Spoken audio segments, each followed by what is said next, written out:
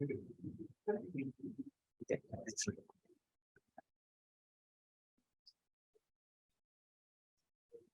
good afternoon, everyone. So first of all, I would like to thank the organizers for the honor to invite me to deliver this address. So it's an immense honor to be here for several reasons. First, because I've been a great fan of what India has done in the past few years. I've been closely following all the reforms and evolution of the insolvency and bankruptcy code. And particularly, I've also been very actively following the amazing work that the Insolvency and Bankruptcy Board of India has been doing. So that's why it's an immense honor to be invited to deliver this address. Secondly, I can see many faces here, particularly the Honorable Justice Kanan Ramesh from the Singapore Supreme Court, Mr. Suman Batra from Insolvency Law Academy, so many colleagues and friends, practitioners, judges, regulators, scholars from India and around the world here. I'm also a great fan of the amazing work that all of them do. So that's why I don't think I really have anything to add to what they already know and what they already do. So that's why I'm just going to share a few thoughts about some of the most exciting, I would say, research projects that I've been conducting in the past few years. And particularly, I would like to thank the Insolvency and Bankruptcy Board of India and the Indian Institute of Management, Bangalore, for the kind invitation. When they sent me the email a few months ago already, I thought it was a mistake because I saw in the program all of these distinguished speakers, colleagues, friends from around the world. And I said, well, again, I don't think I have anything interesting to tell them. But at least as an insolvency enthusiastic, as I know that many of you are, probably all of you, because it's Sunday morning, and the fact that you are all here after 3 intensive days of this amazing conference, so you need to be an insolvency enthusiastic in order to be here. So that's why I said, well, at least maybe one insolvency enthusiastic can share with others what I've been doing in the past few years with the purpose of getting feedback and hopefully to try to keep working together on improving the way we think about insolvency law. So the topic of my presentation is actually the title of a book that is going to be published in the next few months. I still have some time for minor changes, so that's why I would love to hear your views. So just in case that I need to change something, I still have time. It's going to be published with Cambridge University Press. And it is based on a research that I've been doing in the past 3-4 years, where I've been analyzing insolvency systems in about 80 jurisdictions around the world. I've developed a new index to measure the attractiveness of insolvency laws from the perspective of debtors, from the perspective of secured creditors, and for the perspective of unsecured creditors. So I developed about 20 variables that can help me assess how attractive an insolvency law is for debtors, how attractive an insolvency law is for secured creditors, and how attractive it is for unsecured creditors. So the index will probably be published by the end of this year, but this index has been very helpful for my own work and understanding of insolvency laws around the world, because I've been able to find many similarities. I've been able to find many divergences. I've been able to find many common weaknesses, common strengths of insolvency laws around the world. And I found something incredibly surprising, which is that if we look at the insolvency law in Malaysia, for example, it's not very different from the insolvency law that Singapore used to have prior to the 2017-2018 reform. If we look at, for example, insolvency law in Ghana or in Nigeria, they both amended the law a couple of years ago in 2020, it's not very different from the UK insolvency system. So if we look at many other jurisdictions around the world, we can see that actually the law in many emerging economies replicate the best international practices that are often mentioned by some international organizations, and they often replicate practices and provisions existing in other jurisdictions. So that's why the purpose of this book is to challenge what I think is a mistake, which is just to copy and paste some of these good practices and some of these laws from other jurisdictions. So that's why what India has done is incredibly impressive. I think India is a unique example in many ways, but even when it comes to the design of insolvency law, I don't think that there are other countries with a similar framework.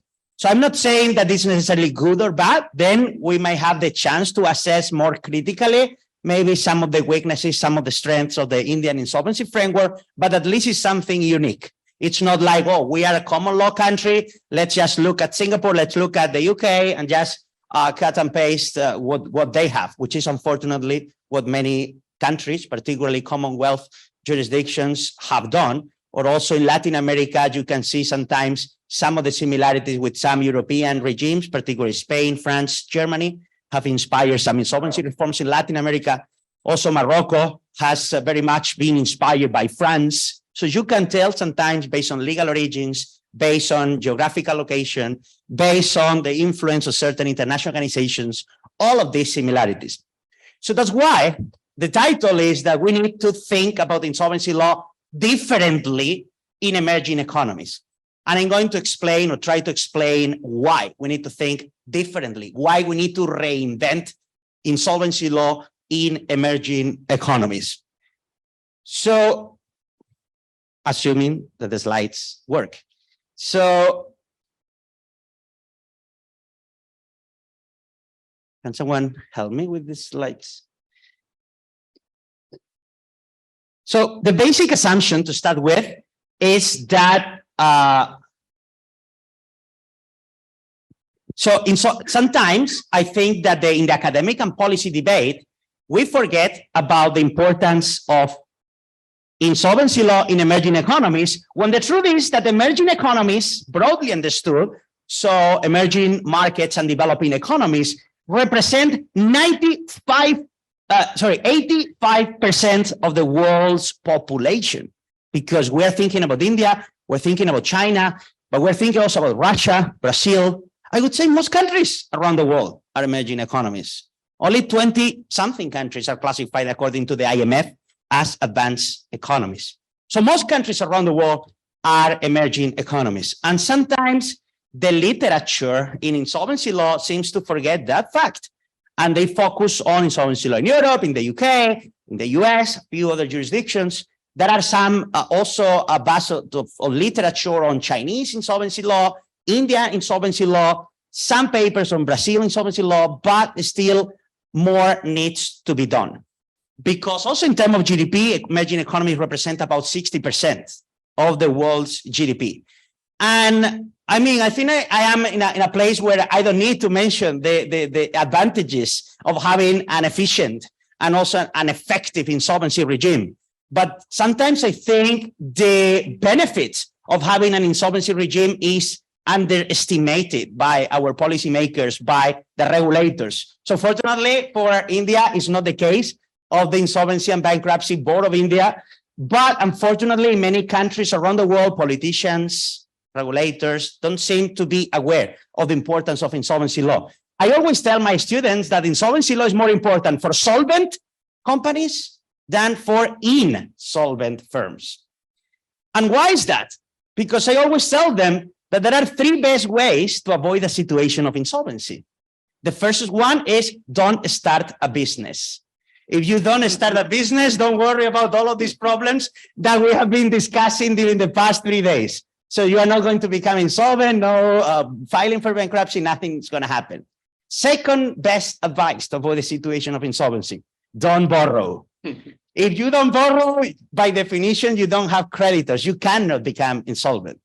And third is don't take risks. So if you don't take risks, maybe you're not going to avoid the risk of insolvency necessarily, but you're going to significantly reduce.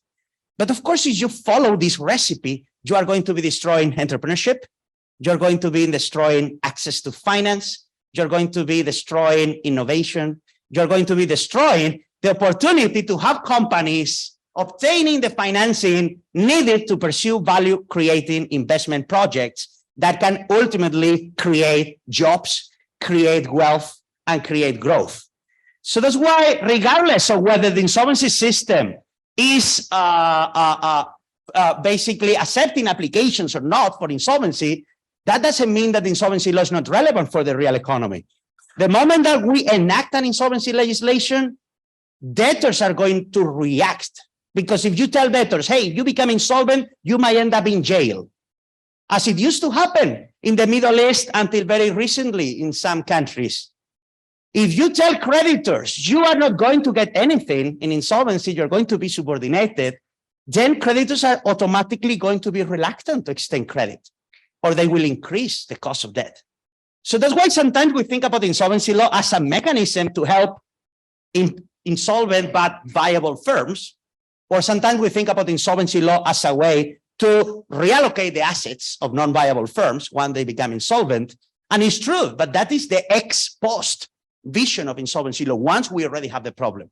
But insolvency law is far more than that. It's about the ex ante effects of insolvency. And even when we think about insolvency law ex post, insolvency law also plays a major role in reallocating assets efficiently. By definition, resources are limited. So that's why what insolvency law needs to do is just to reallocate the debtor's assets efficiently. If those assets are worth more alive than dead, or if the company is worth more alive than dead, and we have been listening to this fantastic panel on valuation previously, then the most efficient allocation of the asset is to keep that firm alive. And that's what insolvency law should do, is to provide us with the right tools to facilitate that rescue. But if the value of the firm is worth more in other alternative uses, as it typically happens with non-viable firms, the insolvency law should just help us liquidate that firm quickly. But also, by maximizing the returns to creditors, many of those creditors are going to be banks. If these banks don't maximize their recoveries, that is not only a problem for the bank. No, that's a problem for the whole economy, for every single citizen here, because that might end up increases the levels of non-performing loans in the banking sector, and that even jeopardize the stability of the financial system. And that's why sometimes they can even lead to a sovereign debt crisis, because sometimes, as we saw in the Euro crisis with Greece, or now with the situation of Sri Lanka, let's see how it goes. But sometimes a problem in the real economy will be translated into a wave of corporate insolvencies. And if we don't stop that, that may be translated into a banking crisis, and that may be translated into a sovereign debt crisis. So that's why insolvency law is incredibly important. And still, it seems that some politicians and some regulators in some emerging economies don't seem to care about the importance of insolvency law. Because what I'm saying, in other words, is that insolvency law can be an essential pillar to reduce poverty and promote growth. And that's what we want, particularly for emerging economies. But when we think about insolvency law in emerging economies, we need to think about the particular features of the emerging economies. And of course, there are many divergences around the world. But some of the common features are those that I am including here. So most emerging economies have a huge potential for growth.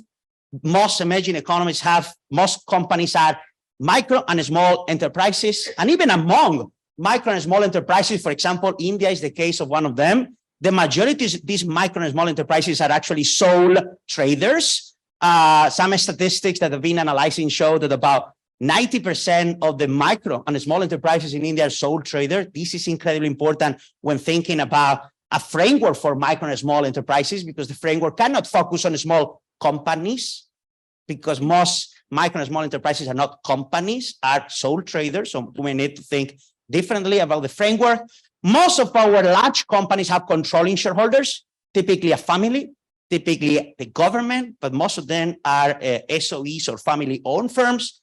And also problems of financial exclusion, particularly in rural communities. In many emerging economies, maybe this is not the case of India. That's why I said that there are many divergences, because China or India have relatively developed capital markets. But if we think about Cambodia or Myanmar or Dominican Republic, then they don't have developed capital market. That's another common feature. When we think about the institutional environment, so most emerging economies have weak institutions, and weak institutions broadly understood. Think about the judicial system. The judicial system might not be very efficient. The judicial system sometimes is efficient and with very competent judges, with independent judges, but these judges don't have the resources to handle the cases quickly and effectively.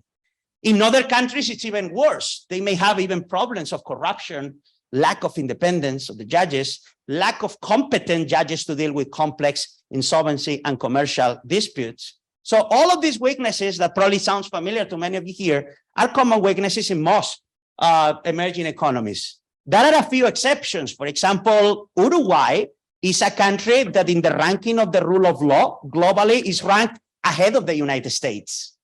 Uruguay. And also Chile is relatively well positioned as well in the ranking of the rule of law.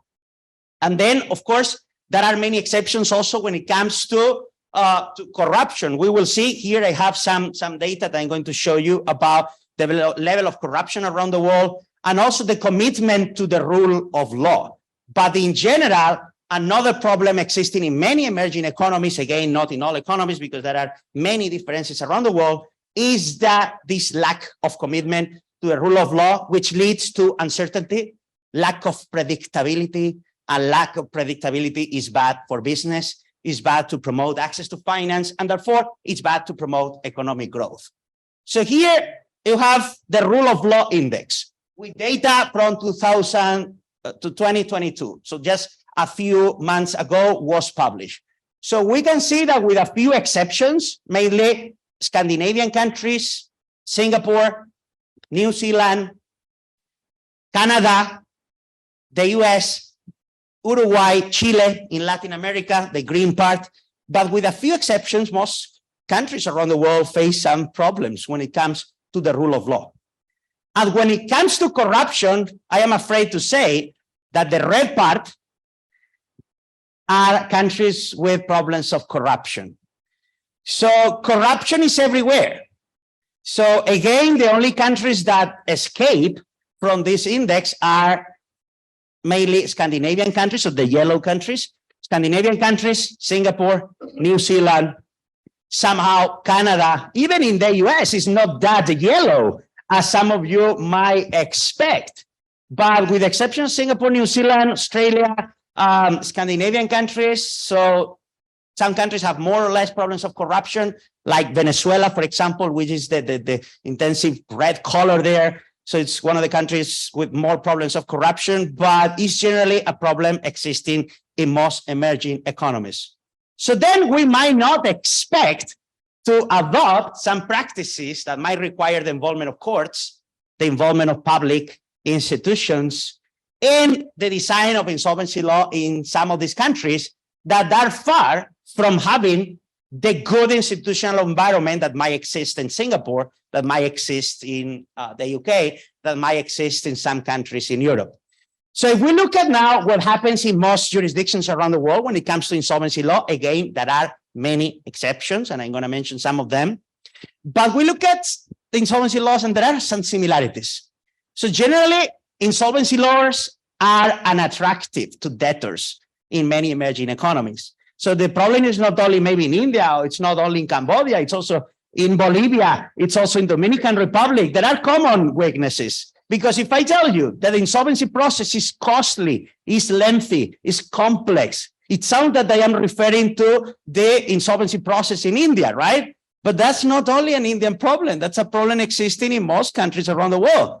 If I tell you that companies don't have access to new financing, you may think that I am speaking about the Indian insolvency system. But it's not only about India, it's about other jurisdictions. Or the lack of certain tools that can facilitate a value-enhancing restructuring, such as a cross-class clampdown, which is the possibility of imposing the plan on dissenting classes of creditors, assuming that the plan is going to make everyone better off.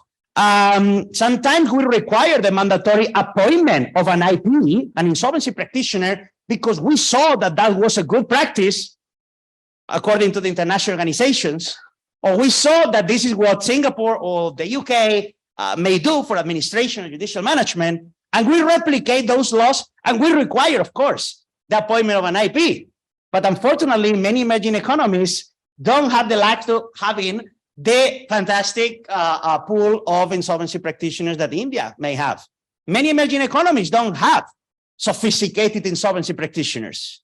They don't add the credibility and expertise that is often needed. So that's why sometimes the appointment of the IP may end up doing more harm than good for the creditors, because of course they will charge their fees, and the remuneration of IPs will reduce the pie available for the creditors. And of course, if you add value, that is totally justified. But unfortunately, in many emerging economies, IPs don't have that sophistication, that credibility, that independence to add value. And also sometimes corporate directors are subject to a very tough liability regime in many emerging economies around the world. In the United Arab Emirates, until very recently, the directors could end up in jail, even if the company was solvent for, honest, but, unfortunate kind of reasons. Still, the directors were facing this tough liability regime. So the system doesn't look very appealing, right, to debtors. Some of you might say, well, but that's probably because these countries have more creditor-friendly systems. Well, unfortunately, that's not the case either. So in most of the countries, and I've been analyzing about 80 jurisdictions around the world, and I've seen in many countries that the system is not attractive to creditors either. India is an exception. Maybe in India can meet some of the features that I mentioned for the unattractive insolvency process for debtors, but when it comes to creditors, it's relatively far more attractive. But still, we find exceptions in both scenarios. So, for example, in Colombia, in Latin America, debtors have access to the deep financing regime existing in the US and Singapore. Whether that is a good or a bad idea, that's another thing. So far, I am just analyzing the law on the books, but the law on the books provides certain deep financing provisions that replicate the deep financing provisions existing in the US and Singapore. In China, debtors have a cross-class crackdown, which is also this possibility of imposing the plan on dissenting classes of creditors. So that's why there are some exceptions. So some countries have relatively attractive, good laws on the books for debtors. But then when we look at attractiveness for creditors, we can see that, again, the process is very costly, very lengthy. Creditors don't get paid. I saw some statistics in Australia showing that unsecured creditors get on average nothing in many administration cases. So that's why the procedure is not attractive to them. It's more attractive to secure creditors in Australia, for example. But for unsecured creditors, it's not attractive. In many countries around the world, the best interest of creditor test doesn't exist, meaning that you can approve a reorganization plan, and if the creditors get 30%, if they show that they would be better off in liquidation, maybe they can get 50%, which is more than the 30% that they're getting in the plan. In the United States, for example, this plan cannot be confirmed. Well, unfortunately, this rule, this best interest of creditor test, or this no worse off rule, doesn't exist in many jurisdictions around the world. And you might be required to accept a plan, even if you would be better off in liquidation. So that's another weakness of the insolvency law on the books, making the process less attractive to creditors. So again, there are many exceptions around the world, but the general perception that they got after analyzing all of these laws and all of these variables is that in general, insolvency law is relatively unattractive, even on the books for both debtors and creditors. But then let's look at the institutional environment, because things can get even worse. I read a few weeks ago the statistics of the Insolvency and Bankruptcy Board of India that I've included in my book. And I found very surprising that in 2022, the average period to decide whether a case should be admitted or not, when it is initiated by operational creditors, was, if I'm not wrong, 150 days. So almost 2 years to decide whether the case should be admitted or not if it is initiated by operational creditors. Almost 2 years. So, of course, India is very lucky to have very competent judges, an independent judiciary. But, of course, if these judges don't have the resources, then, of course, they cannot decide quickly. And then the law says that they should decide within 14 days. So, of course, the institutional environment has something to do with it. But what my book says is that the problem is not only or necessarily the institutional environment, it's also the law, because the law has been designed taking into account an institutional environment that doesn't exist in India. So that's why we need to reconsider that. We need to reinvent insolvency law in emerging economies, because it's not designed to deal with the market and institutional reality existing in emerging economies. Then when we look at the market, we cannot find an active market for distressed debt, for distressed assets. litigation funding, deep financing. So all of these factors that we can find in some of sophisticated insolvency systems like the US, like the UK, like Singapore, this is also missing in most emerging economies. That's why it's not surprising that when we look at the statistics and we look at the number of insolvency proceedings in emerging economy, do you guys know what is the average number of reorganization procedures a year in Ecuador, in Latin America? 1.5 is the average number of reorganization procedure a year, one procedure a year. Mexico or Thailand, about 40 procedures a year on average. Ghana, I'm not aware of any insolvency procedure since the law was adopted in 2020. Nigeria, something similar. Myanmar, something similar, even though Myanmar has a relatively sophisticated law on the books. It was adopted in 2020 and is relatively sophisticated. So India or China also have very low levels of insolvency proceedings when we compare the data in India or China with the size of the economy and with the number of insolvency proceedings existing, for example, in the United States. Some people would say, well, debtors don't want to use the procedure because the stigma exists everywhere. I mean, in the US, you don't wake up in the morning and say, oh, I feel like filing for bankruptcy. So this is such a rewarding experience. No. You file for bankruptcy because the system will help you. By filing, you can automatically get the protection of the system, the moratorium. And then once you are in a system, you can get financing. That is a fantastic paper wrote by professors Ken Ayotte and David Skill. It's called Bankruptcy Law as a Liquidity Provider. And what they say is that insolvency law in the US serves as a liquidity provider. Not because by filing for bankruptcy, you will get money from the government. No, it's because by filing for bankruptcy, then you have certain provisions that will facilitate that new financing, will encourage lenders to extend credit that wouldn't extend otherwise outside of bankruptcy. So that's why by filing for bankruptcy, you're going to be better off. But unfortunately, that doesn't happen in most countries around the world.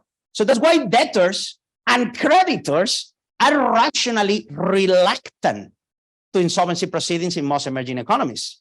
But they are rationally reluctant. It's normal with such an attractive insolvency environment to be reluctant. And reluctant means the three things that I told you at the beginning. Don't start a business, don't borrow, don't take risks, which is going to be harmful for the real economy. And also reluctancy means that once you face financial trouble, you don't have incentives to initiate the procedure in a timely manner. So you want to avoid that at all costs because the process is not going to help you. So of course, if that happens, then you may end up having some of the problems that India, based on what I've seen and I've heard, is having, which is that companies file for bankruptcy too late once many viable firms can no longer be reorganized, or once they need to be reorganized with huge haircuts that can be very detrimental for the creditors. Well, but the problem is that, first of all, they have initiated the process maybe too late. But maybe it's because, first of all, the law itself requires to initiate the process a bit late because it requires default in the first place. It requires insolvency. Unless you are already in trouble, you cannot even initiate the process. So the law itself is not even facilitating the quick recovery of the company. And secondly, if it takes several months to initiate the process, probably you will ultimately end up initiating the process when it is too late to reorganize the company or to maximize the recoveries for creditors. So that's why the system is not appealing at all. And that explains in part why we don't observe many insolvency proceedings in many emerging economies, or why the procedures are initiated once it is too late to achieve the goals of insolvency law that I mentioned at the beginning. So that's why insolvency law fails to perform the functions that it's supposed to perform in the real economy. Not only ex post, but the important functions that I mentioned ex ante. So it's not helping us reduce poverty and create growth. It's been useless in many situations or in many countries because it's not really helping us. So that's why we need to make insolvency law a more powerful tool to reduce poverty and create growth. And the problem, at least in my view, is that the law has been designed taking into account a market and institutional environment that is not realistic. It's not a market and institutional environment existing in emerging economies. So that's why the law needs to be reinvented in insolvency in emerging economies. And reinvented how? Well, what I say in the book is if the judicial system doesn't work, and by the way, it doesn't work when I analyze, I have one whole chapter for the institutional environment. I analyze the weaknesses of the judicial system, and I distinguish several features of the judiciary.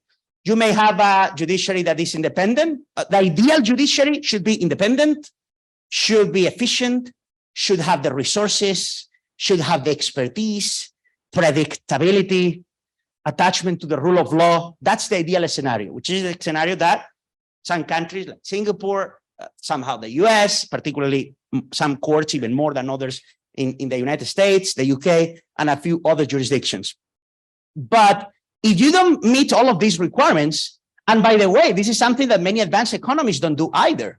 In many European countries, for example, they are advanced economies, they have independent judges, they have judges maybe with the resources, they have, even if we think about Germany, for example, an efficient judicial system, but the judges there don't have the expertise, for example, to handle complex financial and commercial cases that judges in Singapore, the US, or India, or the UK may have. Why is that? Because it's the system for the appointment of judges. In Spain, for example, I read a few weeks ago that a person became a judge at the age of 24. 24, you can become a judge.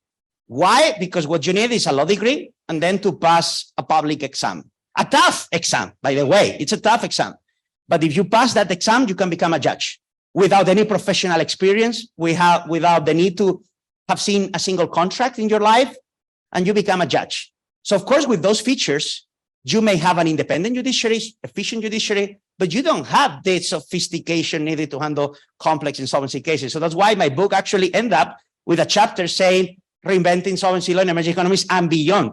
And by beyond, I put together many of the advanced economies that also need to reconsider their insolvency laws precisely because of the market and institutional environment.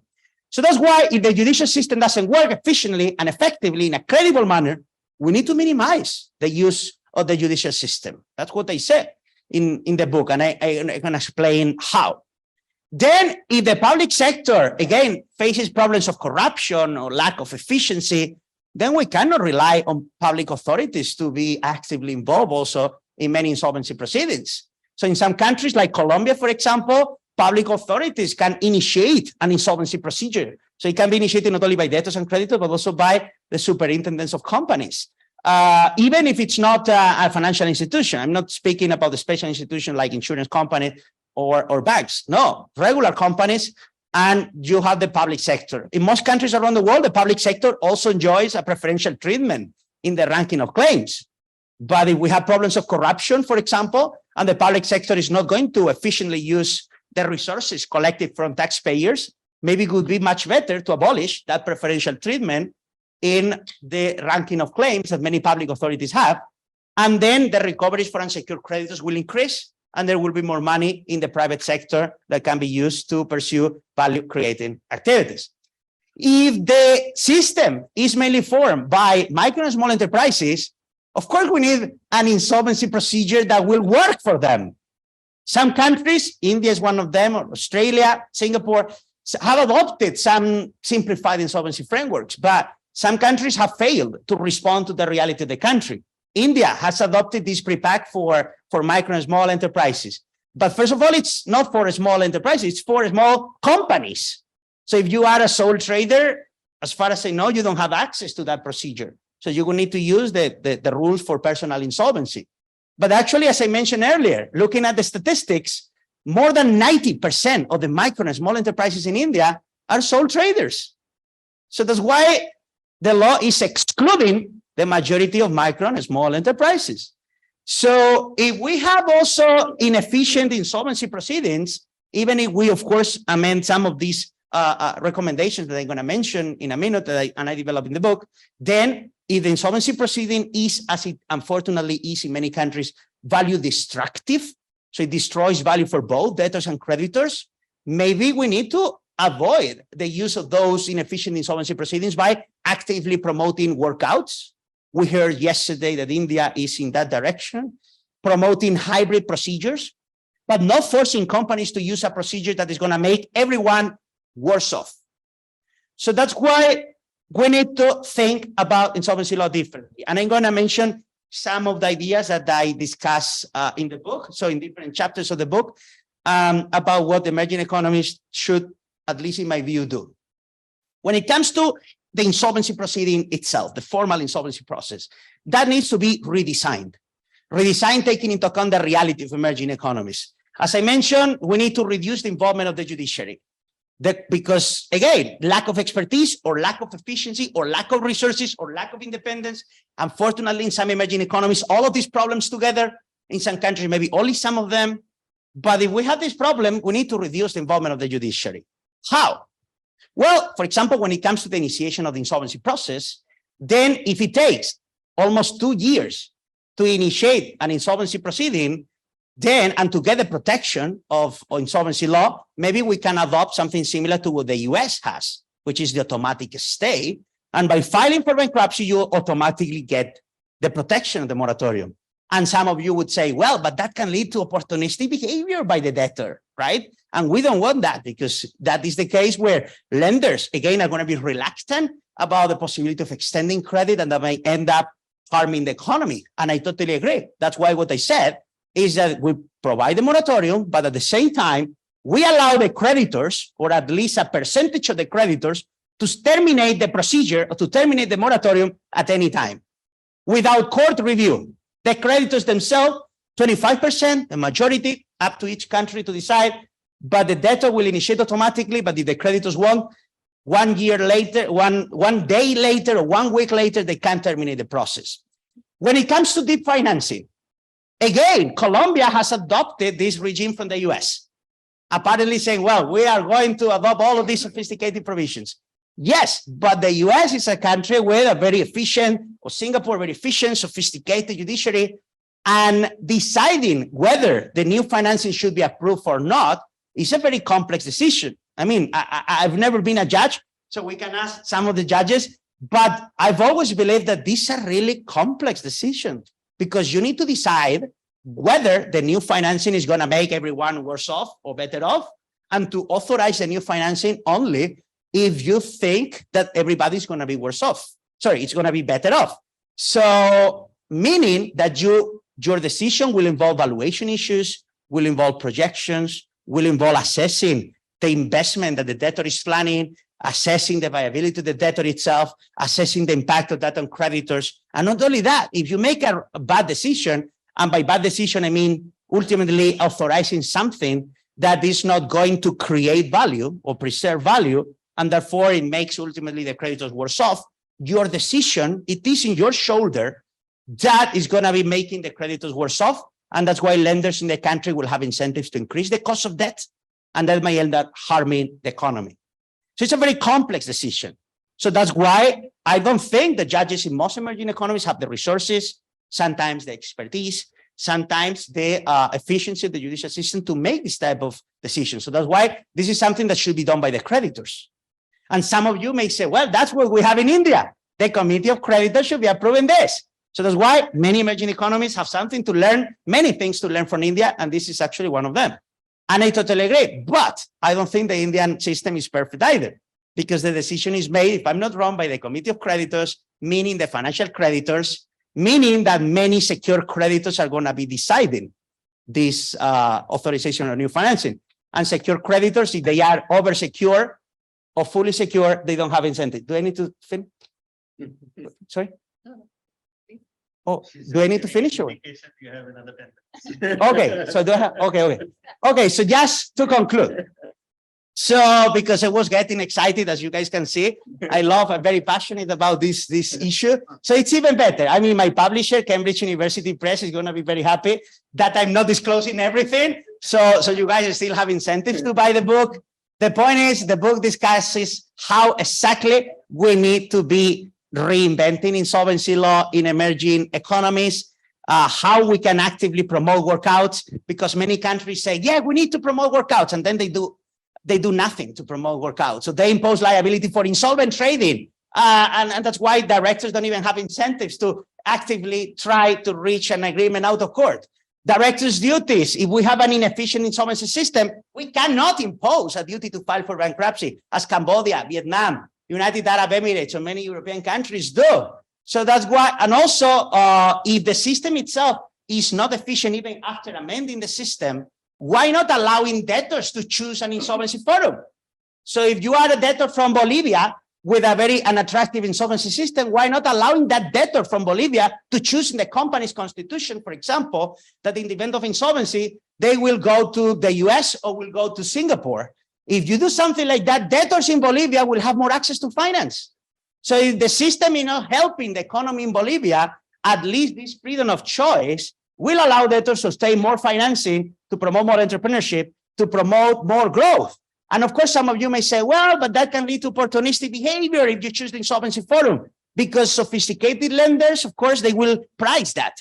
But what happened with employees? What happened with third claimants? Well, what we need to do is to provide a preferential treatment to all of these non-adjusting creditors, regardless of the jurisdiction that you choose. But if you do that, instead of choosing the COMI, the center of main interest, yesterday, Mr. Suman Batra mentioned that I was kind of laughing when he was saying that UNCITRAL has been saying some proposals and encouraging countries to adopt some rules.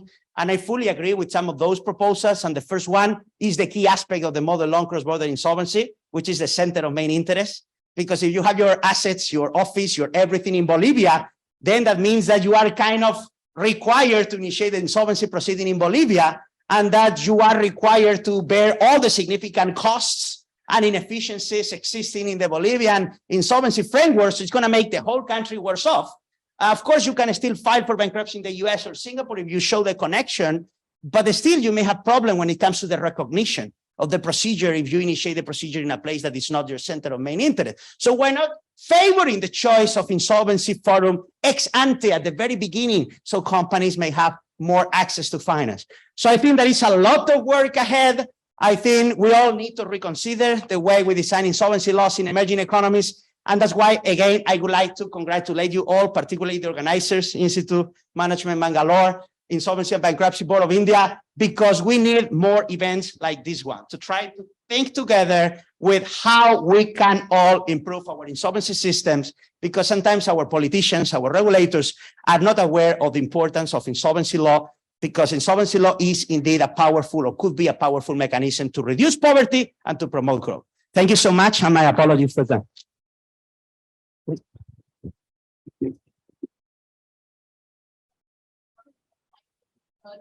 sharing the eye-opening facts about insolvency laws in our regulation.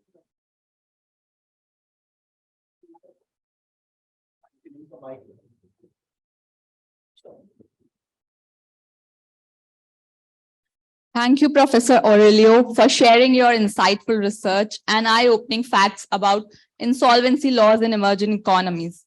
Now, I would like to invite respected Shri Ramasubramaniam sir from Union Bank of India to share his special remarks on the subject. Thank you, sir.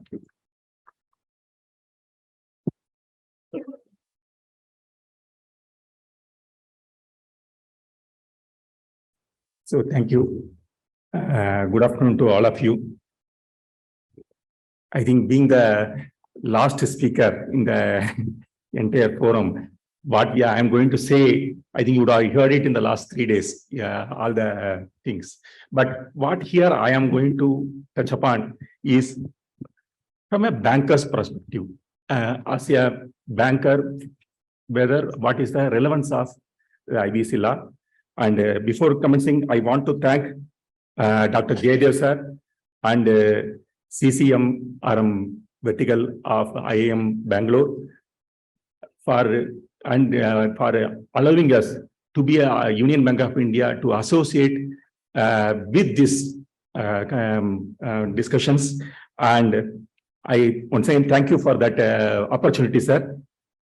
As a banker for more than 30 years, I will say that IBC is one of the best resolution form which is available to the banker.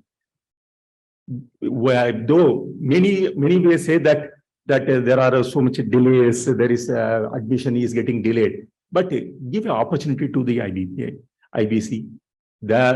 Whatever we are presently doing, all have been a NPA in a long time back, which we are getting it now. Even if you look at it, 30%, normally now the industry trend is around 30% you recover in your book value or your running ledger. You are recovering 30% of that is what against IBC they are saying. But look at the recovery against the liquidation value, because that is the value of the asset at the current market rate. If you are looking at it, it is more than 150%. So it is not a fair on our part simply to put it that saying that IBC is not effective and it is not doing the way it is. No, it is not like that, because whatever resolution has happened, these are all been a long time non-performing assets, and which we are able to do it.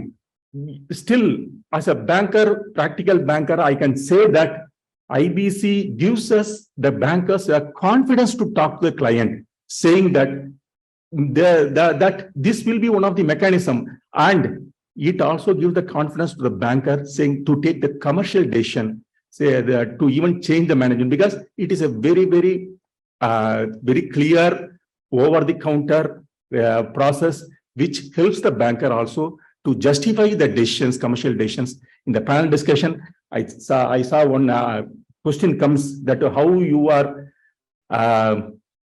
approving below the liquidation value. Please, that now only we have started, after we are being questioned by for every action that we are taking it. Now only we have started because we have the belief in the judiciary, which is supporting us in the IBC. Again, these type of things again will back the decision-making authority and the commercial decision which bankers are supposed to take it. It is at that time correctly told that if today I am getting it in the resolution plan, liquidation value is only an estimate. I may not get it tomorrow. We have experience.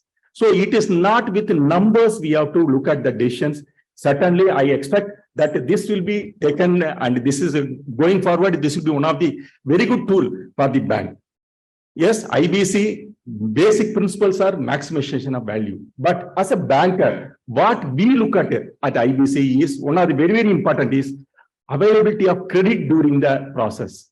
Even if the account already it is in a non-performing or in a station, it allows further credit and also to run the account so that the value maximization happens on that. Number two is the moratorium which is being allowed to us.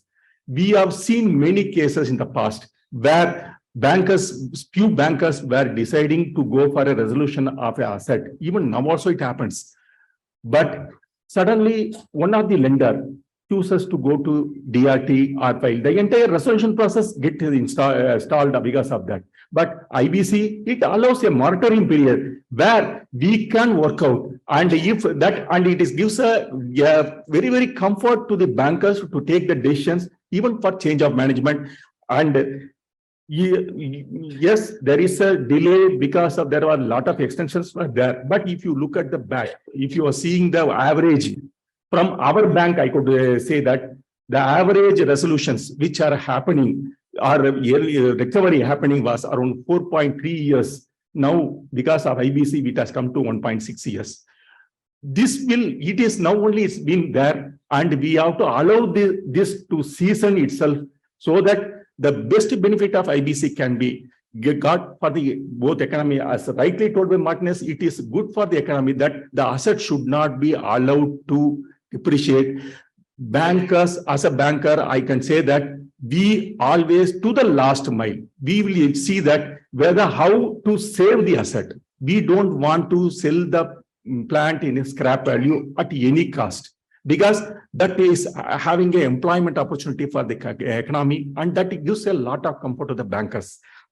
So that the other very important is it also allows a default, a one-day default also. It allows for you to take the NCLT route. You need not wait for the account to become a 90 days. After 90 days, even during the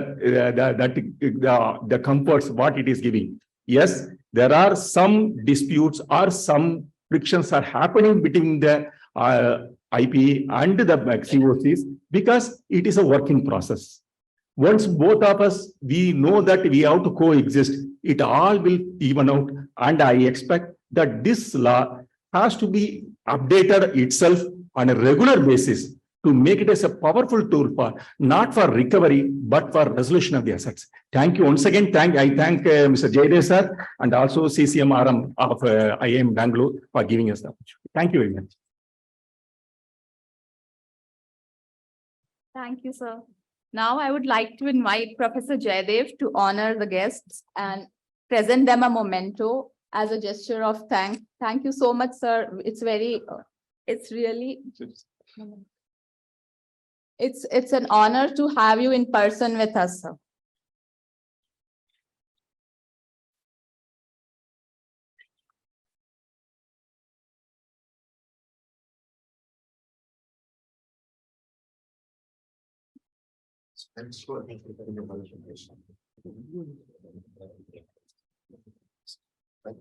Thank you, Shri Subramaniam. Thank you, sir. So now the time has come to announce Best Paper Award.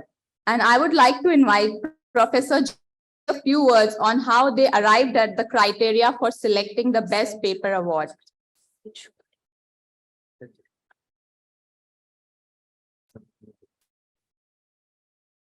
Make way for them.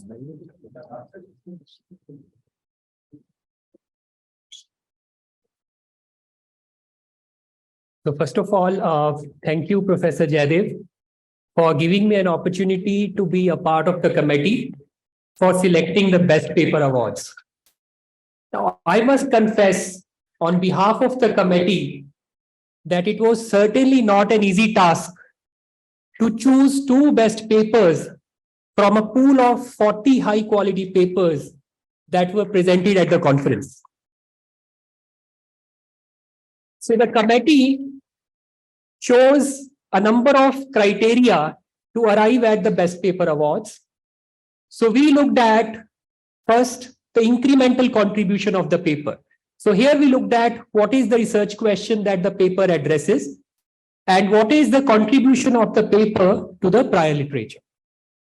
The second is the relevant literature, whether the paper has taken into account the relevant literature in the field. The third is the methodology. So whether the methodology employed by the paper is suitable to address the research question that the paper intended to examine. And finally, we have looked at how well written the paper is. So based on these four criteria of incremental contribution, relevant literature, methodology, and writing, we have arrived at two best papers. So I think Professor Jayadev is going to put an end to the much awaited event which many of you have been waiting for. So over to Professor Jayadev. So I would like to inform that the Best Paper Award is sponsored by Union Bank of India and the winners will get 10,000 rupees as cash prize along with an award. So now I will announce the Best Paper Awards. And as Professor Jindal has mentioned that it was so tough, they couldn't come with one award. So there are two winners. So first paper to win the Best Paper Award is Do Firms Have a Preference While Repaying Lenders? Relationship versus Transaction Ranking by Mr. Nitin. Can we have Mr. Nitin? Thank you, sir. Congratulations. Can I invite Justice Kannan to please do the honors? Honorable Justice, can you please award the memento to the winner? Thank you, sir.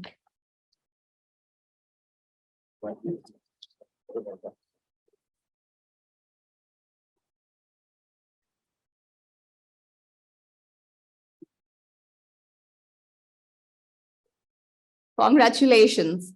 Now I will announce the second winner.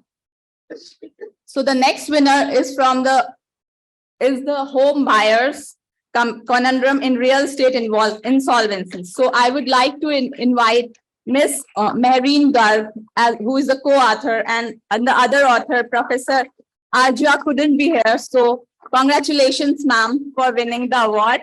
I would like Professor Aurelio to please do the honors and award her the Best Paper Award. Congratulations, ma'am.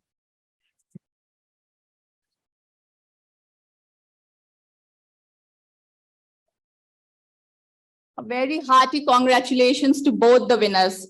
They have really done a very good job.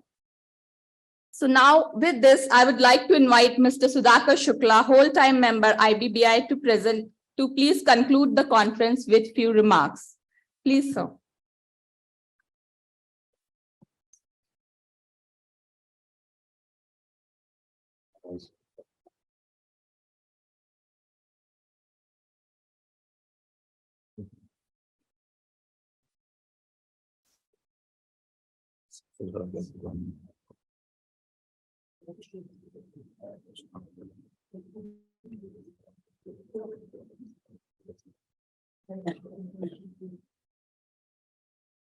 Honorable Justice Kanan, IBA CEO, Mr. Mehta Saab, Joint Secretary, MCA, and many more. Suraj Bhan is there. And we have a stream of dignitaries, so naming everybody would be difficult, but definitely all the participants coming from abroad, I think we have to thank them first to make it, because their contribution made it a truly international conference. So a big round of applause for all the participants who have gathered here. As in, if you have read Gita, so opening line is basically, it's a narration coming from Sanjay addressed to Dhritarashtra. So Dhritarashtra is not in the field, but he is trying to get all the feedback from Sanjay. So as a Dhritarashtra, I can say my people were around all the time to gather the information and relay it to me. But somehow Sanjay has fallen ill, so that paper has not come. So I have to grope in the dark, but surely I have been part of many of the deliberations, so I would be trying to sum up. Actually, I have to begin with our sense of gratitude to IMB for being a perfect host. And if all of you recognize it, so please don't hesitate.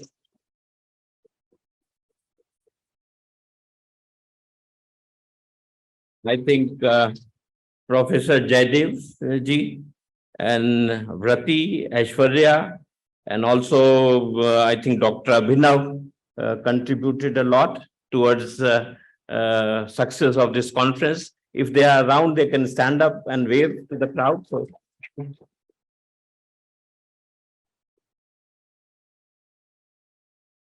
So in departure to last year's conference, we had a strong presence from Ministry of Corporate Affairs as well. So I thank Madam for her gracious presence and participation, and also other dignitaries coming from MCA who made it possible to be delivering a kind of outputs which we were intending, and the intention behind, and the first inaugural, if you recall, it is basically you are focusing on outcomes.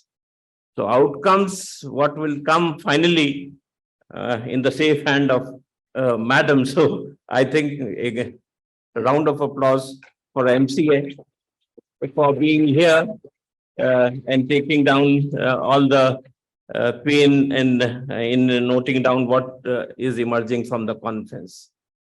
Briefly, I want to say that this journey of this, we say it's a data-based, data-driven decision making. So this started 2-3 years back, and this was conceptualized during the COVID, because at that time actions were low, and we all thought it is a time to pause and ponder, to give data a push through online methods, so that we are focusing on being relevant in the sphere of insolvency.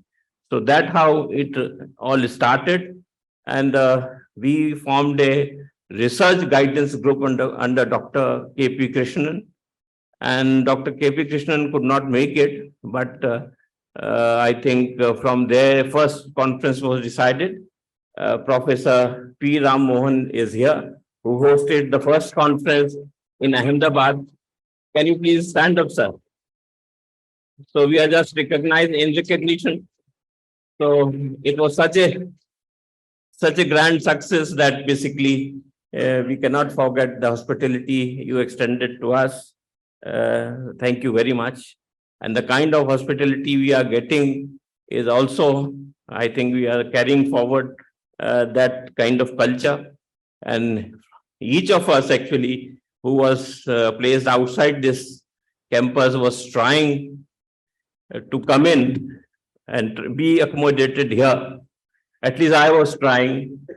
So I was told that this campus has place for only 3 idiots. So 4th one cannot come. So I was forced to be out, but I thought whatever feedback we have got is a very positive feedback on kind of hospitality you have, the stay, comfortable stay, and lavish food is, of course, is the order. Then we come to the basically the crux of the this conference, how it is international. Basically, we last year we got the presence of UK, USA, and Mauritius, 3 countries, but this time we have 7 countries participating in various forms. So it's a big achievement, and I thought good contribution coming from Jayadev Saab and also Badra Saab, who managed such a extreme faculty from abroad. And if I name the countries and the names, I think Singapore, we have Justice Khan, and he's sitting till last, gives us an encouragement that we are doing right. So thank you, sir, for being here. And we also have Mr. Martinez, and for such an excellent paper, or valedictory paper, so many insights. There's like differentiated approach to insolvency is not new in debate. If you go by like Booth hypothesis, it says grain of the soil is very important. You also have some researchers calling it that these best practices, we loosely say, are actually should be context specific. So what he is explaining is basically the grain of the soil is important, and best practices emerging from the country are important. So those things I thought a good takeaway from his valedictory address. But if you link it with the first lecture in the series, Professor Vig, such an excellent exposure. Basically, he is also saying similar thing with different explanation. He said that harmonization is inevitable in terms of what we are seeing in international developments and globalization. So that is standardization you cannot avoid.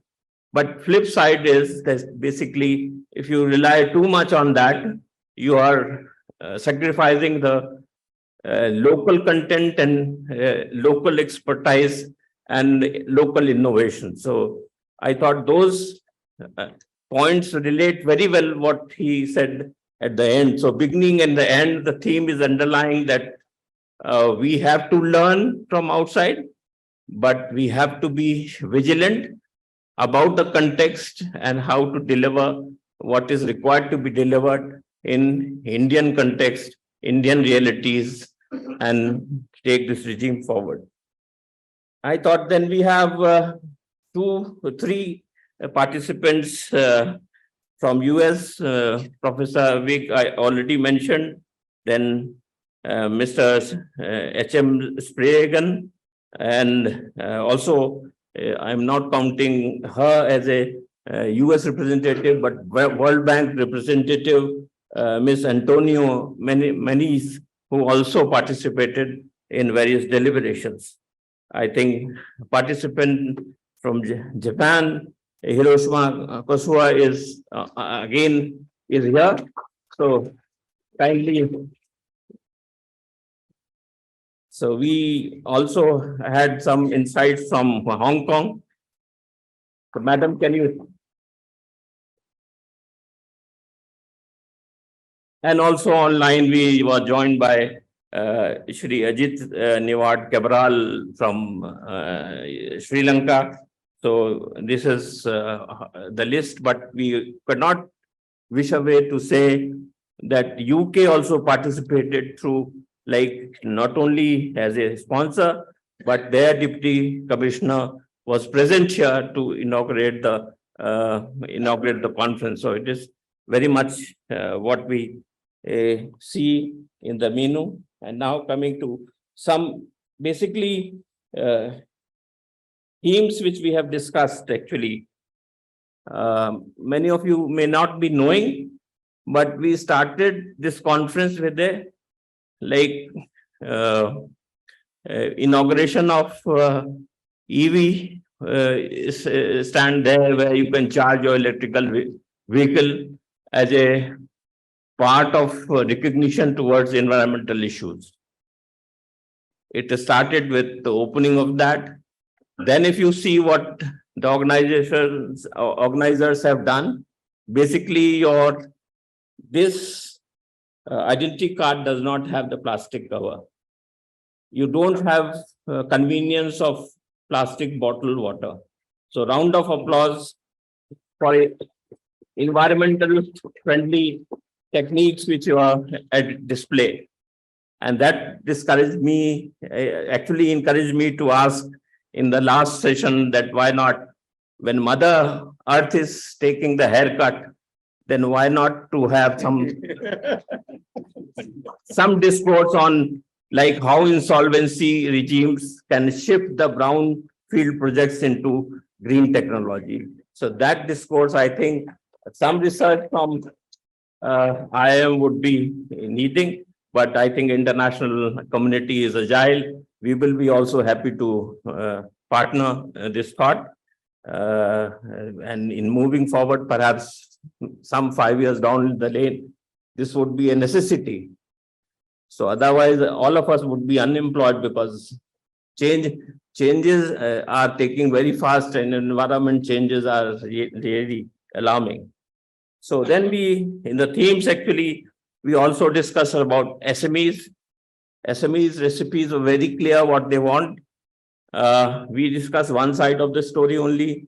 These are the basically SMEs we are talking who are undergoing insolvency. But SMEs as a claimant under the waterfall was an issue which was side-parked, basically sidelined, or maybe the experts were not very forward in saying that how to provide some solace to the SMEs in the waterfall mechanism. The third one was basically today we heard the stakeholders conference chaired by our WTM Jayanti ji. And whenever it comes to like what is his stakeholders input on insolvency regime, one idea comes into mind is it is a elephant in the dark room. And who is evaluating is some blind person. So what is happening is whosoever touches the head says about haircut. There is no hair. Whosoever touches the tail says recovery is very less. No recovery. And whoever touches the feet says that there is a procedural drag. Like Valuer is saying it is not a elephant at all, it's a donkey we are dealing with. So basically when resolution applicant comes, he visualizes the elephant, its size is big, let us work on it, something will come surely. So all perspective are coming in that way in the room. In reality, it may be different, but we are all working towards value maximization. I think I will be failing in my duty if I don't acknowledge the hard work done by IBBI team also. I think Yotesh ji led the team here. And Pooja was there coordinating with him. All the girls were busy on the software part of it, all the typing, all the outputs which you're seeing in a time-bound manner. This was all contribution of the managers, lady managers from IBBI. And the boys, however, were busy in the hard tasks. No, I'm not saying hard drinks. So basically they were busy with logistics and other comforts to ensure that basically that your comfort was very promising, or maybe when we plan a third conference like this, then it could fructify more. So, and the crux was basically the 40 papers which we have uploaded. To winners we have uploaded, but we have to upload for all the 78 papers which were submitted to us, and we could not graduate them due to the time constraint. I never say they are qualitatively weak, but there was a rigorous selection process led by Dr. Jayadev sir. So even our papers like submitted by IBBI, because when they were evaluated, names were removed. So most of papers submitted by IBBI were rejected. So that gives again you can see the credibility of the process. Ajanta could survive, but Pooja could not. So this was an impartial, I thought, takeaway that basically it was very fair what we did in getting those papers. Now we have asked for consent to publish them in a book. Last year we published. We have got some book consents already. Others we are again requesting through email. You give the confirmation so that we can publish. And we also try, we will try that out of the 178 leftovers, we will work with them so that we can bring out more papers in the series in coming months. With this, I thank you all for being here with us. Thank you very much.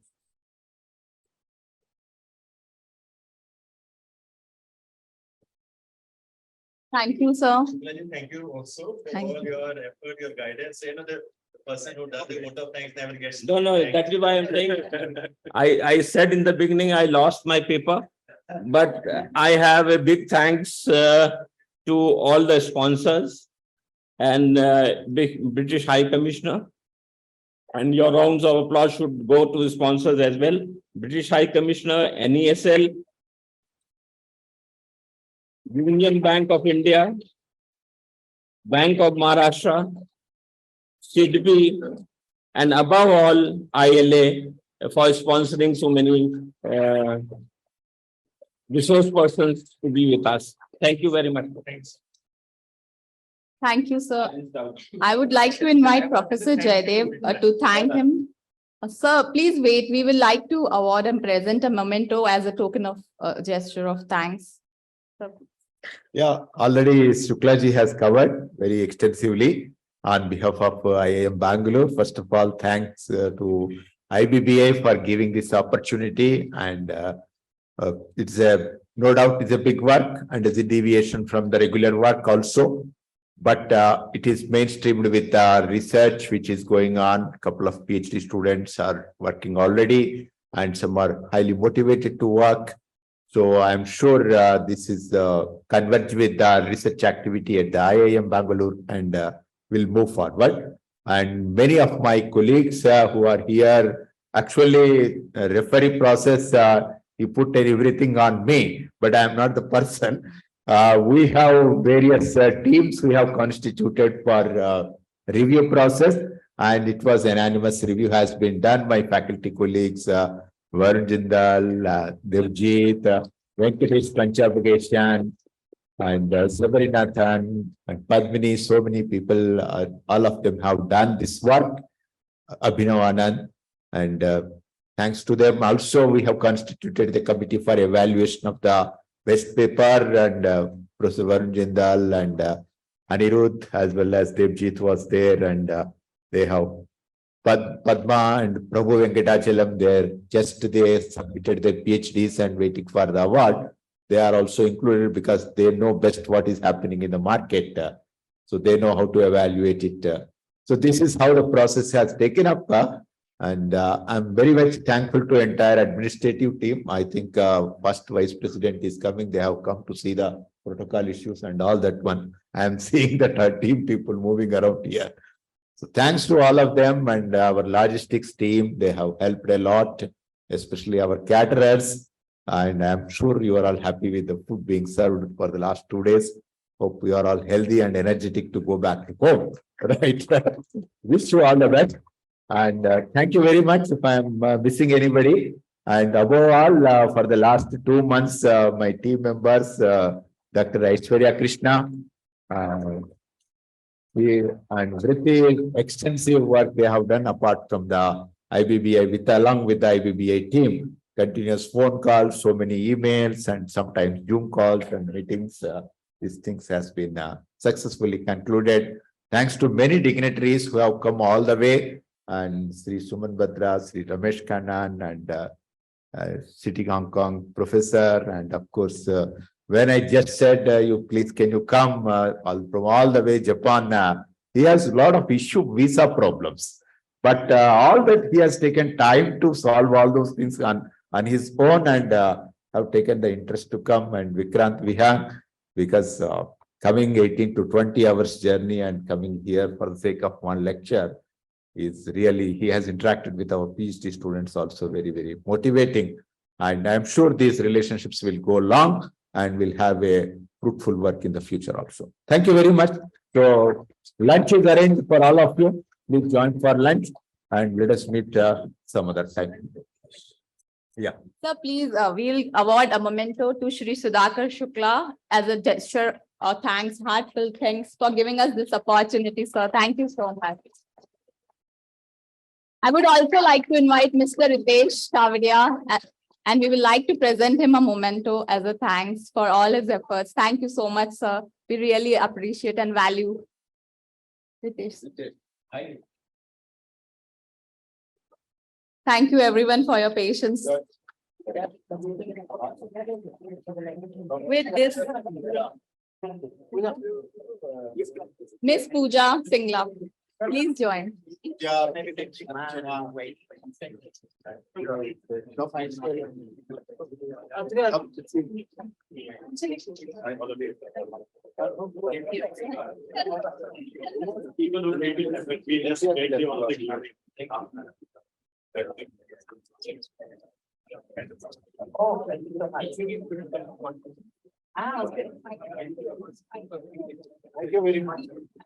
With this, we conclude this conference. Thank you. Please join us for lunch.